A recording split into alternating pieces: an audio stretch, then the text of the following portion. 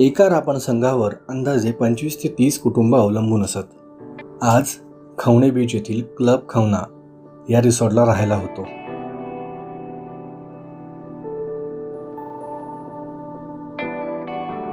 येथे रापण या मासेमारी पद्धतीबद्दल माहिती घेता आली.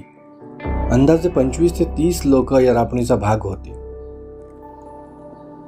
आदल्या दिवशी मिळून रापण बोटीत रचणे इथून या प्रवासाला सुरुवात झाली.